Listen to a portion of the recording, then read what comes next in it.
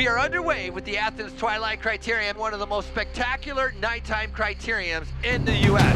Well, I think that would be no surprise as the rider that is attacking right now, Daniel Holloway, previous elite criterium national champion, has won a ton of races, but look at on the front right now. It's Butcherbox, the second-year team out of Boston.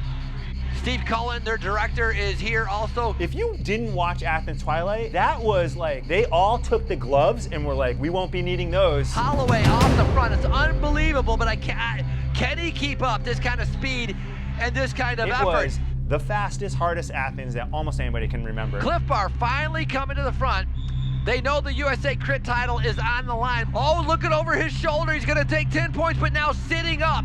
A complete change. Counterattacks coming now. Texas Roadhouse. Holloway swallowed up. And right now it's Butcherbox. That's one of the more powerful teams that actually could ride on the front to be able to bring back Summerhill. John Harris riding very strong. That's one of the riders that they're hoping for good things here in Athens. So the whole race of Athens, like I'd been pretty active. The night before wasn't so good for me. So I was like, I gotta freaking do well here. The bike racing is tonight. Oh, going wide and he's down. This is gonna be a problem for a bunch of the different riders.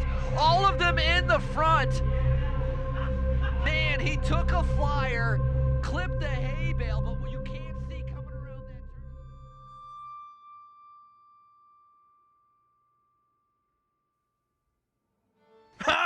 that turn. John Harris, yeah. John Harris probably want to be referred to as the one-man wolf pack. Hell yeah, brother. In reality, the guy will turn himself inside out for anyone on this team. There's not a person that I want to win bike races more than John Harris. John Harris is cut from just this old school cloth of like smash mouth bike racing. Like he only has one direction in his life is like forward, right? He's just aggressive and that's how he races his bike. Is like all passion, all gas, all forward. He's just laughs with total freedom, like he just lives a little wild and a completely unironic mustache. He's much younger than everybody thinks because he's been good since he was like a teenager. 2017, when I got to finally race in Europe and China, was probably the best year of my life. It went from, being away from home every weekend to now I was on the road for 3 months. I was living my dream, Unfortunately, the European trajectory like chewed him up and spat his fucking soul back out. It almost crushed him. So I came back home pretty tired, and I also couldn't see myself going from that to just racing back home locally every single weekend. It's really tough to, your supporters, they see you make this leap to go race in Europe, and then, it doesn't work out, so you come back home.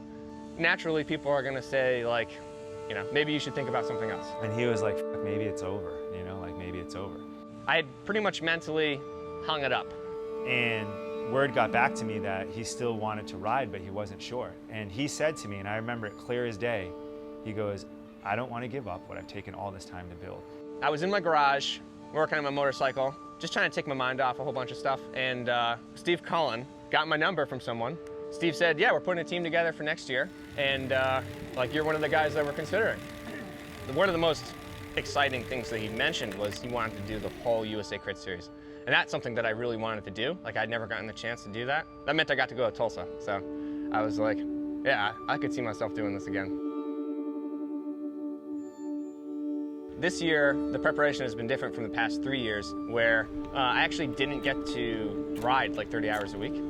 So this year, when I recovered, I started seeing all those compacted gains of the past 2 years, and my body is just different. I'm faster, stronger, and more able than I've ever been before. Athens Twilight Criterium, what a celebration it's been tonight. And the Athens Twilight Criterium, sure, the bike racing is tonight. Oh, going wide and he's down. This is gonna be a problem for a bunch of the different riders. All of them in the front. Man, he took a flyer, clipped the hay bale, but what you can't see coming around that turn and the rest of the riders, there's no way when you're coming in at 35 miles an hour, you're gonna be able to hit the brakes that quickly. And so a lot of riders down here. I crashed, and I was ready to kind of say, all right, well, I'll just ride it in for the finish.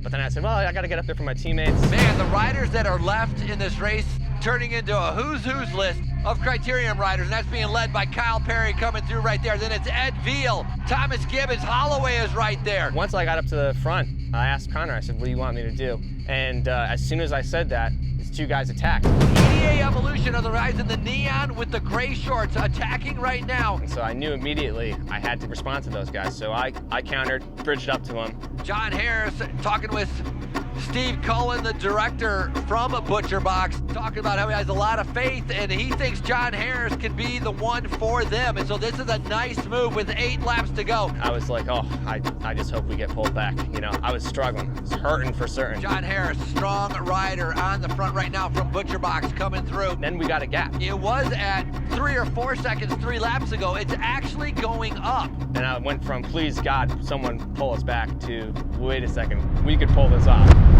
This is the first time I think I understood how my parents felt cheering for me in sports. Like watching John Harris ride to a podium is like watching like your favorite football team like slip the tackle, like get hit and then break free and then run down the sidelines, and you see like the whole horde of people closing in. Like I knew like I had a lot of teammates in the back who would like give an arm to be where I was in that moment. So I was like, all right, I have to ride for these guys and not get dropped out of this breakaway. If you see the photos of John Harris, you could see years of his life draining into that bike. It was probably the most pain I've ever been in. Just completely cross-eyed, but the crowd started getting louder and the gap started getting bigger. And I was like, holy crap, I'm at least gonna get 3rd at Athens Twilight. John Harris, his director called it. He said he was gonna be there at the end. And then Dan Summerhill bridged up to us and he blew by us at like Mach 5. And then the guys bridged to him, which is insane town. I don't know how they got to him, because they're freaks of nature. They got to him. Diaz and Summerhill coming into the last turn. Summerhill, one more glance over the shoulder, and now it's going to be the sprint. You got to wait a little bit. It's a long ways, and it's uphill. The headwind's not going to be much of a factor right now. Diaz trying to be able to go by, and Diaz, he's on the front. Roderick Diaz, EDA Evolution's taking the 2019 Athens Twilight Criterium. John Harris coming across in 3rd. Man, if Owen Schott could have just shut down that gap a little bit more, Harris would have had a chance for victory, but Butcherbox has to be happy with it. Once I'd crossed the line, I was like, I had to stop myself from posting up because I didn't win, but to me, I felt like I won. Part of it was just the way that he went and you know, totally turned himself inside out to make that brake stick. And then I just realized that I had the best ride of my life. Like I got to the backside of the course and then I realized what I had just done. I put my hand out to high-five some bystanders and then I just immediately started weeping. They must have thought that was weird. Like our team has a tradition that no matter what, we meet at the finish line of the race because that's like sacred ground. And so we always meet, no matter what, good or bad. Sometimes it's a very quiet 5 seconds, or sometimes it's like Athens, where we collapse into each other's arms and break into fucking tears. We all kind of looked at each other like, are you crying? Because I'm definitely crying, and if you're okay crying here, I'm definitely gonna be crying here. You know, it was just this wave of stresses. You're constantly pushing and pushing and pushing and stuffing stuff down, and then finally it just all went out. The last 2 laps of Athens were the last 2 laps of 4-year-long journey of John Harris getting to the last 2 laps of Athens. You know, and if you're a bike racer, you know what that means, right? So that's why all that emotion's there. I finally had proof that I belonged and that I haven't wasted my youth away. Definitely the best moment of my life.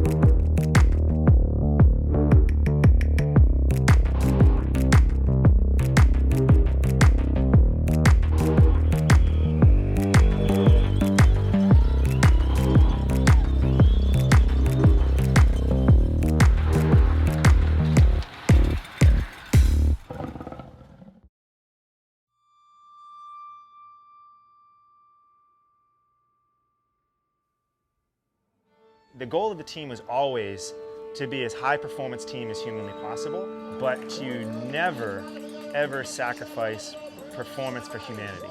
Number 1, racing hard. Number 2, having a good time. Number 3, doing it with some style. I want it to be human beings transcending themselves and coming to the program to do things that they haven't been able to do before. Last year, we really pulled it together by bootstraps and like really cobbled together and like raced on broken legs and stitches and with the flu and with mono. You know what I mean? Like, it was like we barely like landed the plane on fumes, right? But it showed that we could do it. But what we want to do is bring in more horsepower, but not change the personality of the team. The vast majority of riders that helped build our program last year are still on it. But then I also wanted to find guys that had similar stories and bring them onto the team and say, this is a place that embraces you and wants to help grow you to this next level. And so every single rider on this team has something to prove, and they all have a story. I mean, the guys I have on my team were like washed up out of certain things, not because of talent, but because they got ground up on teams that didn't treat them very well, or they got sucked into training routines that weren't great for them, or they were sick, or they were injured, or they were banged up. It's all these people that just like missed it, you know, like just missed it and were about to give up, and they're coming here for like one more shot, and that's what makes them exciting to watch. The planning of the team was very calculated, right? Steven Ramirez and I put together a grading system based on some critical factors, and we took that pool, scored all those riders, right? And then we took out the USA Crits calendar and laid that out. Who do I think can sustain a whole year and improve?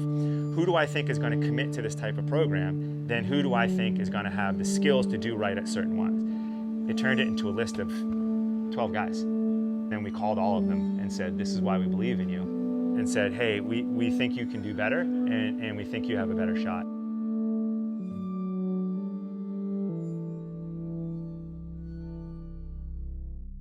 There's no reason to joke around here. It just got real at Tulsa Tough in 3, 2, 1. Let's get after it. Sending off our pro men. There are human beings that have raced Tulsa Tough, and there are not. These races are a rite of passage. The 3 most important days in American bike racing are Tulsa Tough, for sure. The courses are amazing. The racing is top level. Its 3 days are like diabolically different. Very technically demanding, physically challenging. It forces you to be at your best, or you get ejected. It's at the perfect confluence of year, where if you've been on spring form, you're getting the last of that, and if you're coming on to summer form, it crosses this nexus where everybody's on form in the middle of the country during these 3 days on these 3 magical courses where the whole city is like pouring this energy into you. You know there's going to be really high quality racing, and you know there's going to be a big party. You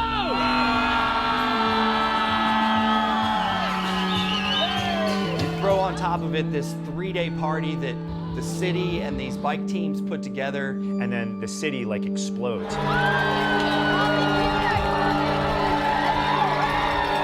And if there's one place to feast on the glory of what you get to do, it's these 3 days in Tulsa, man. 62 points for Williams, 54 points for Bassetti. It's going to come down to a mano battle. Like, it's church. It's Tulsa's love letter to cycling.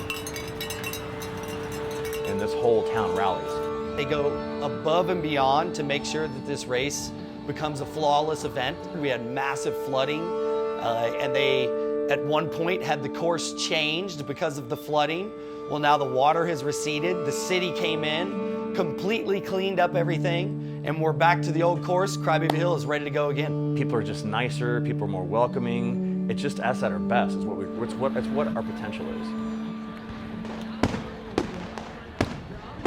I'm going to give you a little history. Okies used to be a slanderous term. Whenever the Dust Bowl happened, Oklahomans moved out west and Okies became a derogatory term. But now we're Tulsans, we're really proud of what this race is. We're proud of this bar, we're proud of our bike team. As a business owner, the race brings in thousands and thousands of dollars. This is easily our busiest weekend. Bike racing literally goes into your neighborhood and turns it into a community event. And then that energy, that positivity has spread into the racers who come here and race at a higher level than they do in other races during the year because they love Tulsa and Tulsa loves those racers. When the people are excited and everyone wants you to be there, then we get to put on a show for someone to enjoy. We've always had an excellent cycling culture in Tulsa, even when I first moved here 25 years ago. It's all moving towards us becoming that cycling mecca. Did pick up this new cowboy hat, so I can totally embrace that part so far of Tulsa.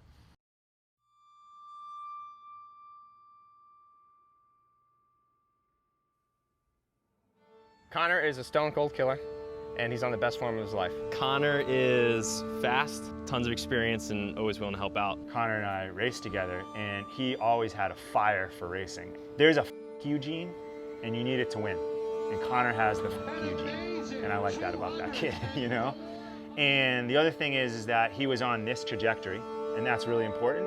And then it went sideways for him last year. Yeah, I was totally gonna quit. I know John was gonna quit too, but I was just really down. I was really fed up with it. I was on a pretty interesting, in a pretty interesting situation last year. Like he was in a space where he might be ready for a change.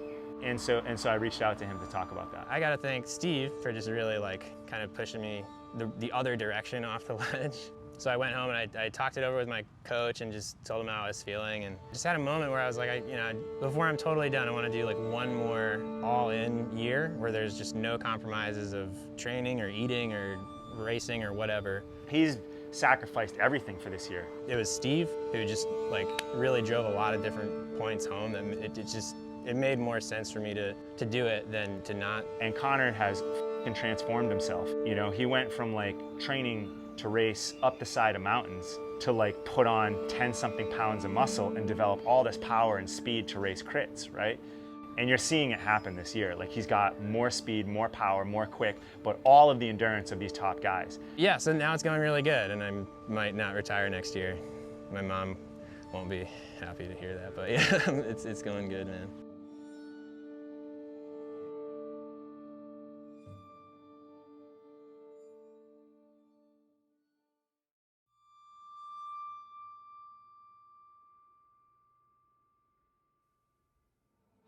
Yeah, without a doubt, we're still underdogs, man.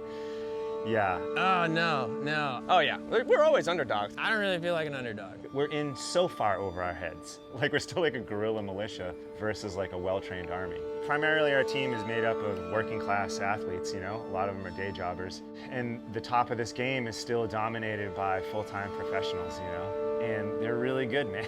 They're really, really good. So we got to make up for it with better communication, being as dialed as we can, and then the rest is just fighting and scrapping and heart, is really how it is. The only way that we'll manufacture great results out of it is by being absolutely at our best, right? And if we're not like that, it's just not going to happen. There's just no fucking game to this. There's no fucking game to these races. And against the top guys that are here, and you can call them out by name, the Texas Roadhouses with the Dans, the Williams brothers at Legion elevate with any 6 guys they want to show up with, They race knives out. They don't shoot blanks. And then there's us. Every pedal stroke, we're learning something. Every pedal stroke, we're learning something. Every time we show up. From the time we wake up, we're learning how to do it better in the morning, how to do it better in the afternoon. Weekends like Tulsa Tough, when you're up against, everybody shows up for these races. My job is to make sure that the guys are emotionally switched on for this stuff and really keyed up, because it doesn't get more intense and more focused and more pressure than these races. They're as crazy as it gets in American racing.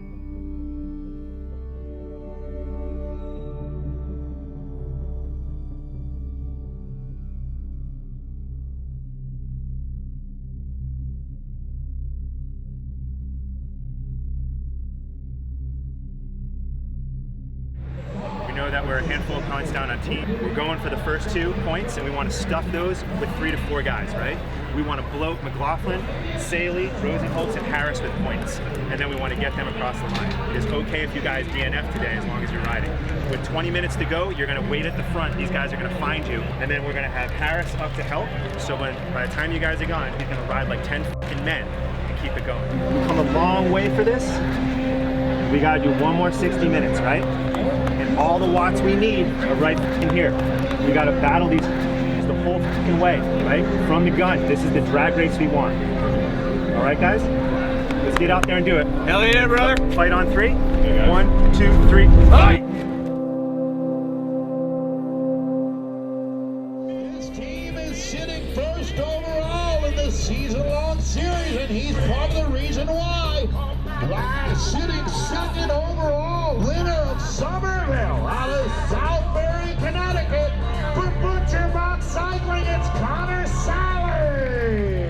Let's get it on in 3, 2, 1.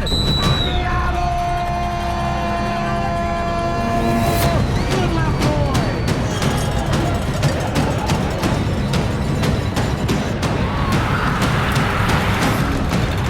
That's it, boys. Come on, we want this first one. We want this first one. Let's go.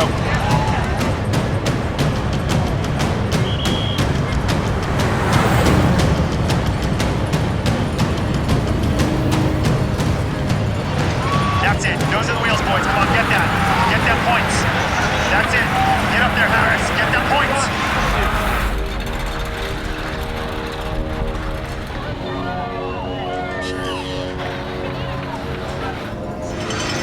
We are not engaged right now. Only Spencer is up. Elevate is freaking all in on this thing. They are riding 3 guys on the front of it. We ain't out of it. Let's go. We ain't out of it.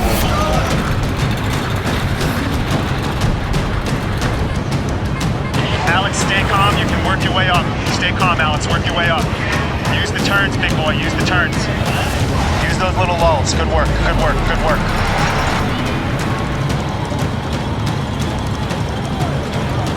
Perfect. That's the pocket. That's it. Let that ride. Let that ride. We can do this. We can do this. You got to ride on guts. Come on. We can do this.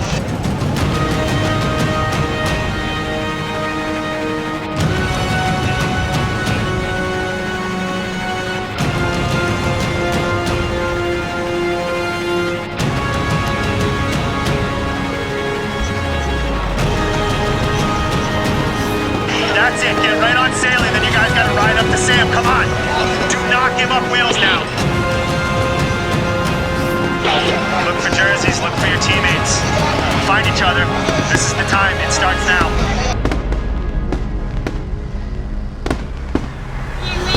Coming through with 3 to go. You gotta light it! You gotta light it! And we're down to Baby Elevate, KHS, and Roadhouse. What a battle royale this is! Dave, no one can control this field. They're coming over the top like crazy. This is gonna be insane. It's absolute pandemonium into the final 100 meters!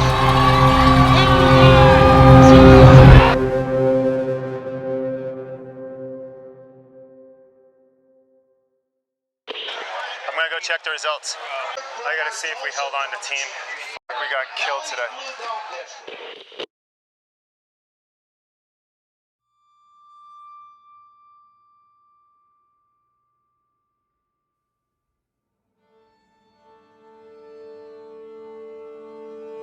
This sport is one of the cruelest things you can ever be a part of. You know, 1 minute you're on top of the world, nothing can touch you. And then the next, you're off the back. Only the mediocre are at their best all the time. So if you're pushing yourself, you accept a life of continual failure. If you give a shit, you fail nonstop because you're always going beyond what your predictable success level is. You're teaching people to redefine what their belief systems around failure are, erroneously linked to perfection, right? And that's not what it's about. It's about micro improvements to the next failure, you know? And they say in innovation all the time is fail forward, right? It's okay if we get it wrong as long as we keep going forward, right? As an underdog team racing against better teams, I have to set the trajectory of it's about better, not about best. You have to believe that best is one day possible and not give up on your way there, right? And take your fucking ass kickings, but move forward. That's the endurance of life. Real endurance is getting your ass kicked and keeping at it. Like just not folding and succumbing to like, maybe I won't get there.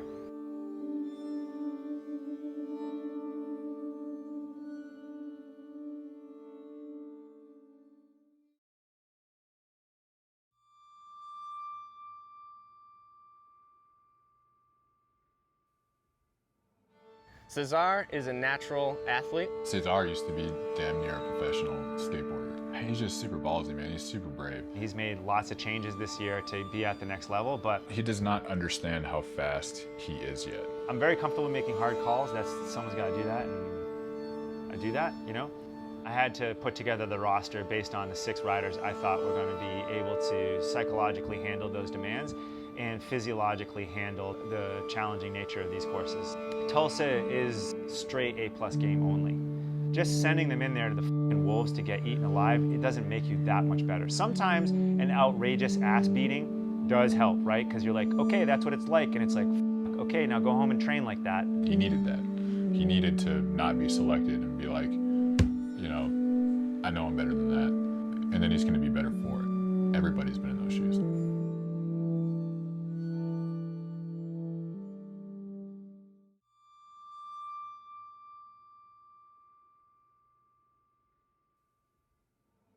Sam Rosenholtz is the sex and speed of American cycling. Super fast. A loose cannon. I've known Sam for a few years from racing, and he and I sprinted together, and back when I used to be able to do that. Sam's got the fire, and Sam is, you know, he came from a hockey background where they hit people with f***ing sticks. He was on a great trajectory, and then he made some really bold adjustments to try to get to a new level, right? And they didn't work out for him. He got sick, broken down, and ground up from it. But he racked serious aerobic time. He got a level of fitness. And so I personally said, I want to put this bet on Sam. I know that that guy, if he's willing to make the adjustments, I'm going to give him the home where he's going to thrive. And he's had to integrate with the team, and he's had to like connect with those guys, and he's had to like foster a relationship with them. And it's an emotional journey for him, for all these guys. You know, but it has to be or else it's not going to work. And it's kind of last chance saloon for Sam. He's got to make it work this year or it's kind of over.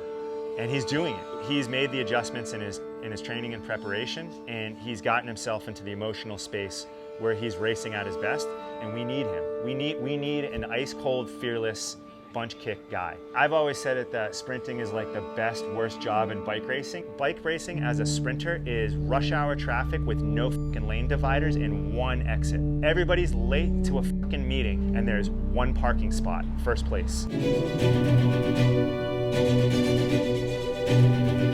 You're operating at like high altitude oxygen levels. Your heart rate is at bare combat. Your bars are hooked in and your hips are touching and then you're breathing on each other. It's in crazy town.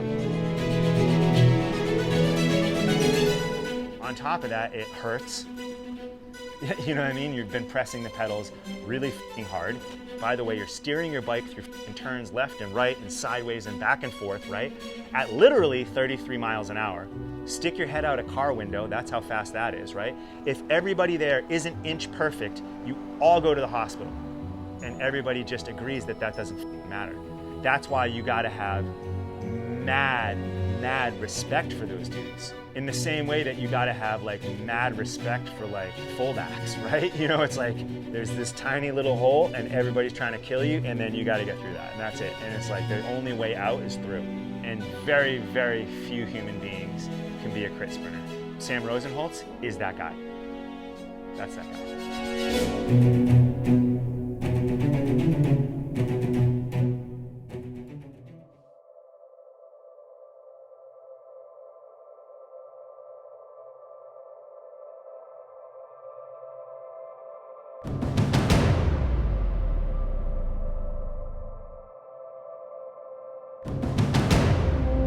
Last night we did not flip the switch and we got whooped because of it. So if we just band together, use our size, ride assertively, and when push comes to shove, we can fight back. Yeah? Hands in, fight on 3. Whichever hand you want, Alex. Maybe. Bring in the hand. Strong. All right, strong hand. All right, go. 1, 2, 3, fight!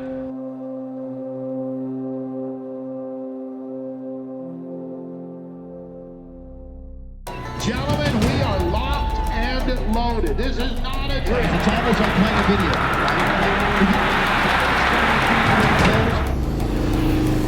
There we go. That's it. Make a brace. Drawing out a selection, Harris. Keep riding. You got all the teams. All the teams are coming. There you go, Spence. That's a bike race. Get in that.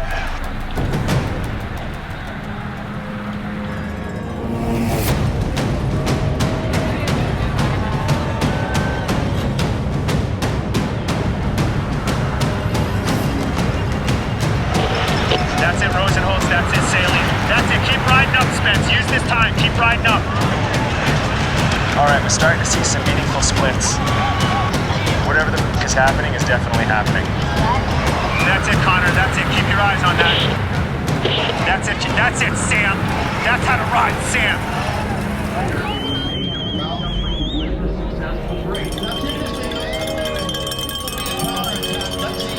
There we go, guys.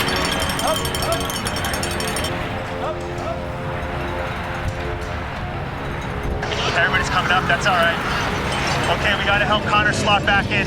Sam Rosenholz is on the left side of the field. We're in the critical window right now. Spence, you got to ride like a lion now.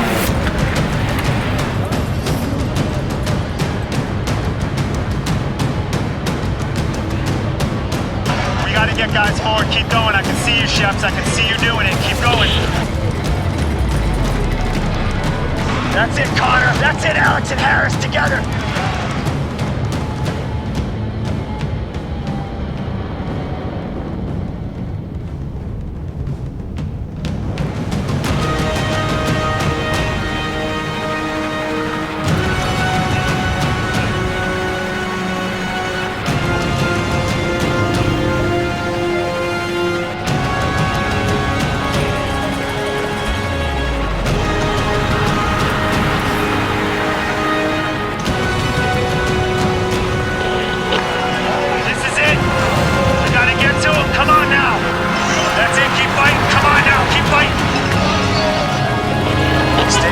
We're in this thing to fucking win. We're in this thing to win.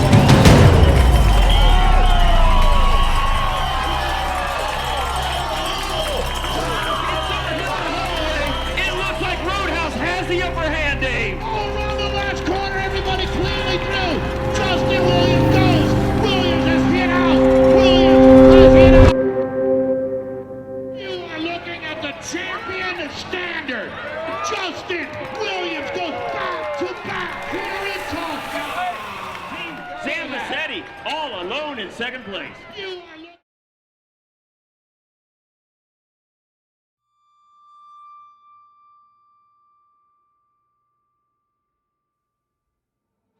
Adam Schepps is the fighter of American crit racing.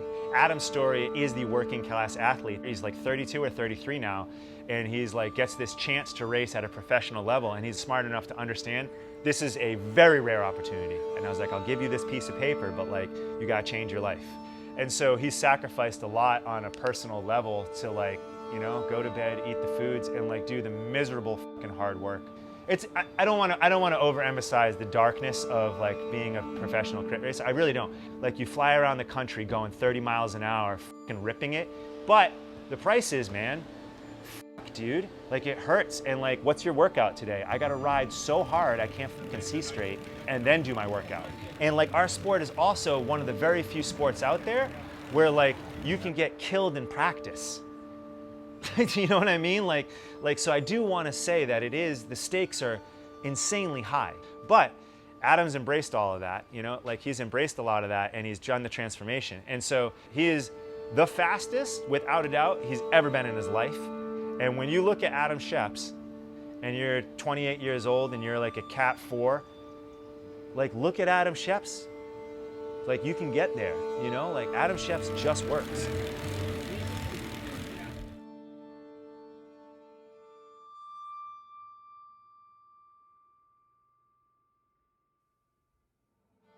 Here's the thing about Crybaby Hill. What is Crybaby Hill? How to describe it. Crybaby Hill. Super soakers, naked people, Stuff exploding and people wearing shark costumes. Lots of beer in the air. enough beers to kill everybody. You start to somewhat understand what's going on 2 months ahead of time on Instagram with all of the baby heads. What is going on, right? And then you start to realize that that's a bike race. It's the most insane zone of all time. It's hot as Satan's armpit. It's held in the middle of the day.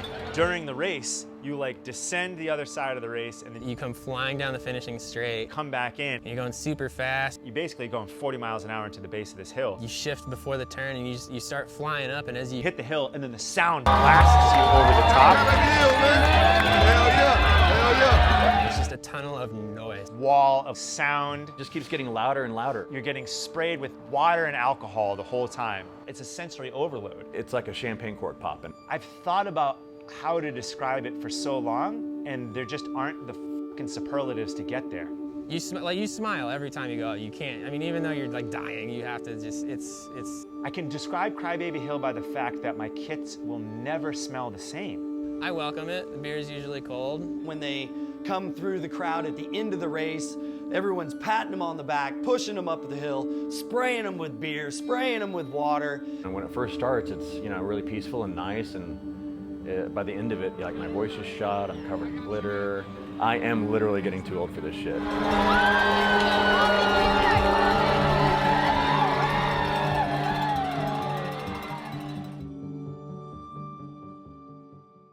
14 years ago, which was Tulsa Tough #1. That was also the first month of this bar being open. Push forward to year 3 or 4, and I had a young cyclist staying at my house, and he was complaining to his mother that he had a bad race. And his mother told him to quit being a crybaby, and as a symbolic gesture, put a baby doll on his handlebars. So the next day I took said baby to the hill, and as riders became dropped, I would run next to them with the baby, dangling it in their face, yelling profanities, telling them that they were just little babies and couldn't get up this little crybaby hill. Well, that year at Barnum's place, we had a band set up, and an impromptu song broke out in which I made up lyrics about the hill and continually called it Crybaby Hill, and the song was Crybaby Hill. Why, Crybaby Hill? Crybaby Hill then became the moniker of the hill. Even the Tulsa Tough people jumped on board, trademarked the name, and then via a press conference gave us the right to use the trademark for the next 99 years. Initially, we started trying to show people how to have a good time, how to party at a bike race. But then when people started falling out, people started walking in front of the race and getting hit and wrecking people out, like, well, we need to control people. So my compatriots and I, we came up with the idea of using referees. And we carried flags and yellow and red cards, and we would flag and whistle people, and then the crowd just kept getting bigger, and now it's gotten to this boiling point to where people just lose their minds. Very difficult for us to control. And we had some girl get rolled up by the pace car last year. She went airborne. I was like, and while she's airborne, before she even hit the ground, like, this is over. Like, we can't do this anymore. And she landed on her head and just ran off into the crowd. We never saw her again. I guess we hope she's fine. I mean, I hope you're fine. So now here we are at year 14 of Tulsa Tough, and we've been forced to add barriers this year. You know, Yeah. yeah, I mean, yeah, no, yeah, no. I was so looking forward to racing Crybaby Hill the way everyone else had. I'm pretty sure if you pulled the riders, we wouldn't want the barriers there. It's not the same. It's not going to be the same. I think it should stay the way it is. There's nothing like coming around the turn and seeing a wall of humans where there should be a road, and then they disappear and you ride through them. Let's be clear, the fences were coming. I understand, though. You can't control 5,000 drunk people. We have TPD, we have professional security guards, we've got maybe 40 or 50 refs up there. We couldn't control it last year. And the Tulsa crowds are very, very good. In terms of like how bad it could be, Tulsa is an amazing job and the volunteers do an amazing job. It's just like a sheer volume of humanity falling on each other drunkenly that will eventually spill on the course and really hurt people. So the fences were always coming, but I am afraid, but not afraid of people not coming. It's just fear of the super party. I don't know if anyone can handle it.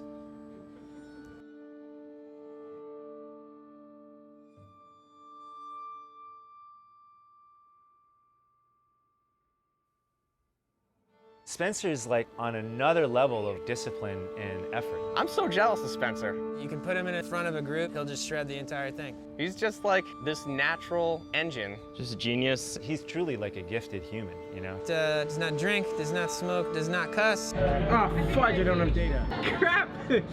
Spencer's greatest gifts to mankind are not going to come on a bike. He is going to be a gifted scientist, and his best work in life will come when I'm f***ing worm food, you know? He gets to live two lives, and that's a rare gift. And those two parts of the world, his sports world and then his academic world, do not like each other nor care about each other. He literally studies on the way to bike races and then does these bike races, and then he can't celebrate with the team. When the team does well, he gets into a car and like drives back home so he can like get to his next test. It's an outrageous demand that that young man is under. And I'm super, super proud to be able to play like just a small window in his life. You know, this is why like when I talk about all my guys, I get so worked up because I'll never have kids, right?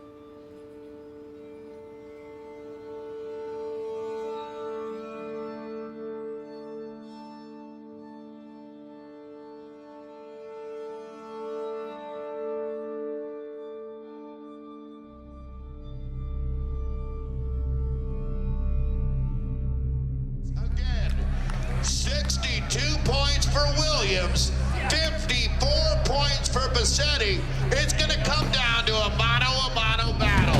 All right, guys, there's no reason to joke around here. It just got real at Tulsa Tough in 3, 2, 1. Let's get after it. Sending off our pro man. Elevates patrolling, Sallee in perfect spot. But just stay focused. We're just doing the work right now. We're just doing the grind right now. Yeah, look over your shoulder, Connor. Ask for help. Ask for help.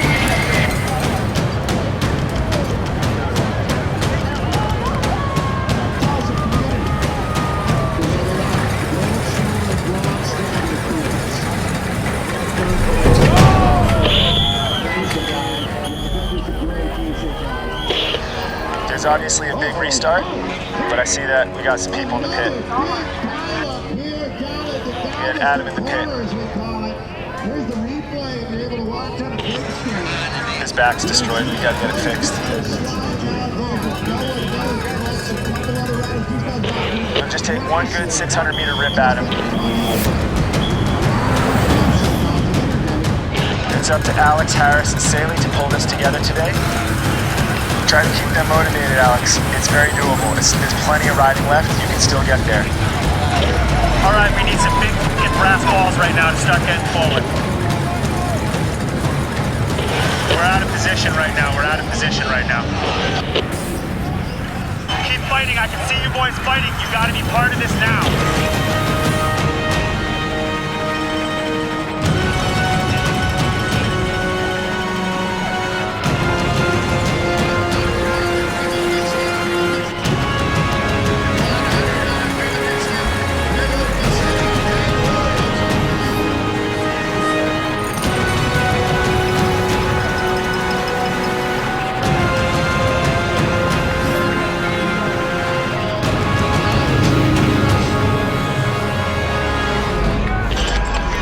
Boys, everything, come on now. Sallee is a next level ride here. He's riding his way down and want to go. So Bassetti's got one man with him. He doesn't need to win the race to win the Omnium, though. Way to bide his time. He knew today it would all come down to this. He took a good line. He's got to jump on it. This is going to be a historic moment here at Tulsa Tough. Let's grab on. He's going to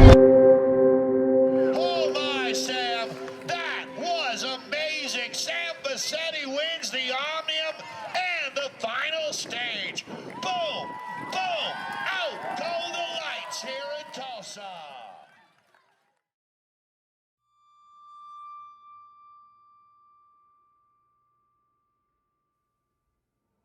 I understand what the job of directing is now pretty well. You're part producer, part coach, and then part manager is kind of what it is. And it's all a collaboration, but you have to be the one that makes the calls. The subtext and the thing that I take importantly is you also have to lead young men, which is help give them the confidence, help clarify their confusion, all the things that just leadership entails, right? Like set a vision and be a voice of confidence and accountability to that, right? I understand that job much more clearly now. It's not about being bossy or hard on people. It's about being accountable and passionate and caring and, yeah, ruthless about winning, you know? And then the other part is to say that, yeah, to bear the burden of your job well is part of being a professional. Can I put this here until my guys are racing? Yeah, it's fucking pressure and I'm tired and it's hard. Yeah, and there's lots of details. Try to like be good with the fans, right? And like respond to all this. And like your mom calls and like you got it's just like, and my phone blows up. it's awesome. I'm not complaining. It's fucking awesome. But like for this like 100-hour stretch, you're like on for like 18 hours a day. You're the first one up, and then you're the last one to bed, and then you got to say yes to everything. And my riders are tired and complaining.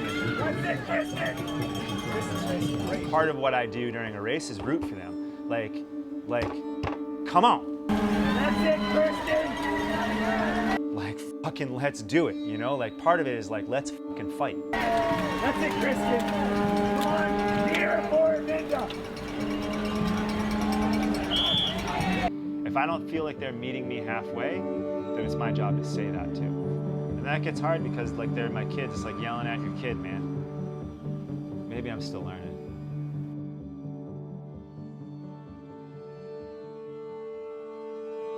And so when I look at all these guys, you know, like when I look at all of them, that's why I work so hard at this, is because I can see each one of them can get to like one level better if I can just help them get there, you know? I'm gonna contribute by helping these guys find something more in themselves, right? Somehow. Some of it is I can do it because I know bike racing. I do. Like some of it I can do that. Even though these guys are better than me, right? I know bike racing and I know that. And then I also know what it's like to be 20 and to want to be really fucking good at something. As an athlete, yeah, it's been difficult because so much of my self-identity for 40-something years has all been wrapped up into my ability to be a good athlete. And so it's been super fucking challenging for me to not be super fast. I don't know, get slower is harder. You know, like getting slower and fatter is harder. It's like been tough, you know, and I've had to like adjust to that. Like I have not handled it well at all, really. So I'm figuring that out.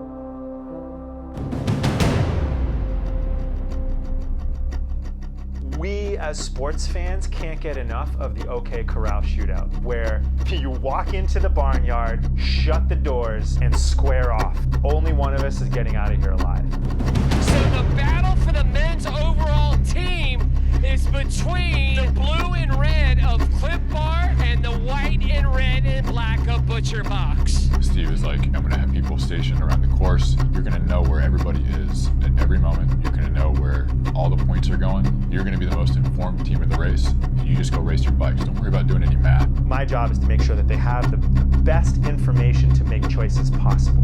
The clearest situational analysis minute by minute, so we can outthink and outfight our opponents. Points free on the next lap. Every time we felt like there was a preem that was coming up, we would go to the front of the race, we would pair up, we would do something, we would just make sure that we were out there to take those points. I tell you what, Butcherbox has come to play this year. So that was our thing. We're attacking nonstop, take the point a lap. We didn't let off the gas pedal the whole race. Our team is built for that kind of effort. We had an overwhelming sense that we were on mission, on plan, and we were going to deliver. The whole team felt that way. If you've been in sports for as long as I've been in sports, you can feel it when it's happening. At that point in the race, it was the MMA equivalent of being on top, right? We knew that we had them pegged up against the fence and we were like sitting on top.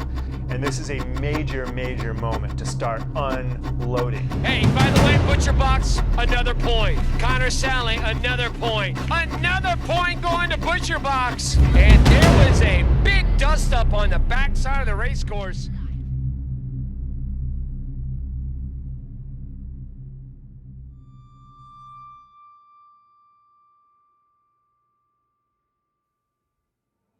Alex McLaughlin is a good old boy. He's a fearless, brave human. Alex is the law. He can come off a little intimidating sometimes. Whenever I'm freaking out, he's like, I'll take care of it. And then he takes care of it. It's crazy, yeah. Alex and I have hit it off in about 20 seconds in a bike race going up the side of Snake Alley, getting dropped together when we looked at each other and literally at the same time said, F**k.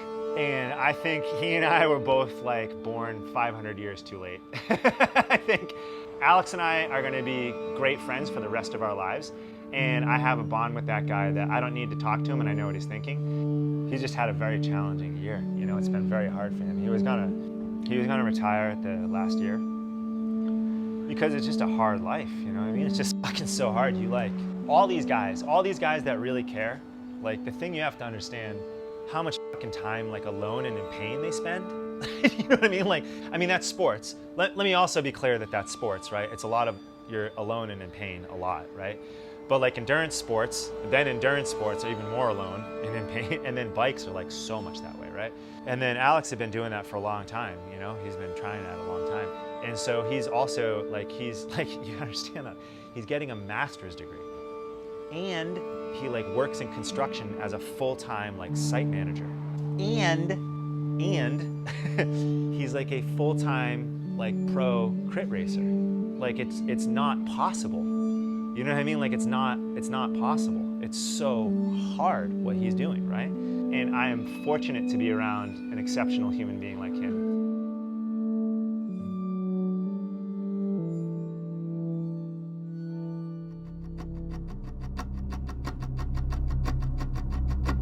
Hey, by the way, Butcherbox, another point. Connor Sallee, another point. Another point going to Butcherbox. And there was a big dust up on the backside of the race course. I got caught up in the crash, so it's like, okay, well, let's go take a free lap. Frank Travieso goes out the front.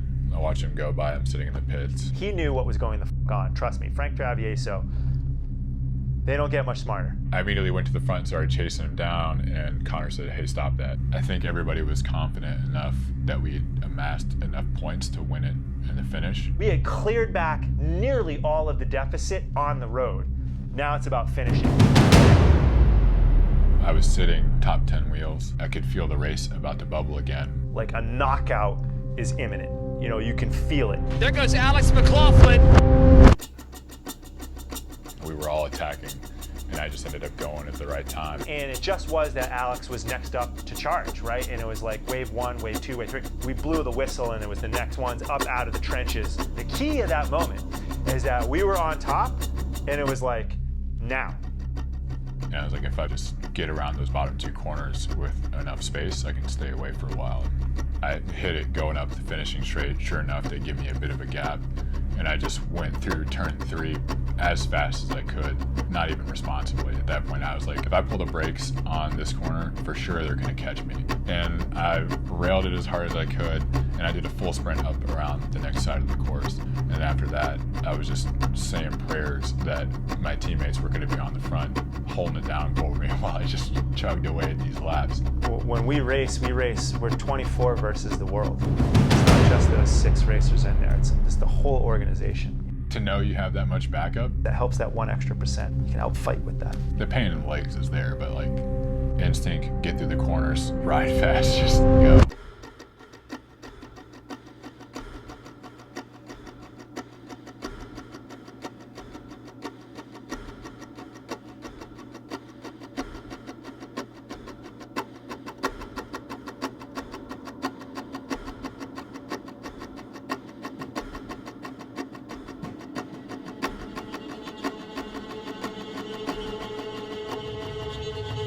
Watch Alex McLaughlin ride away from that race.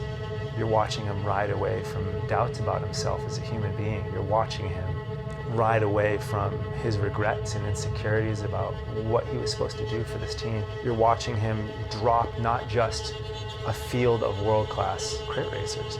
You're watching him drop all of his anxieties and regrets and disappointments, you know. That's what you're watching when you're watching Alex ride away from that bike race.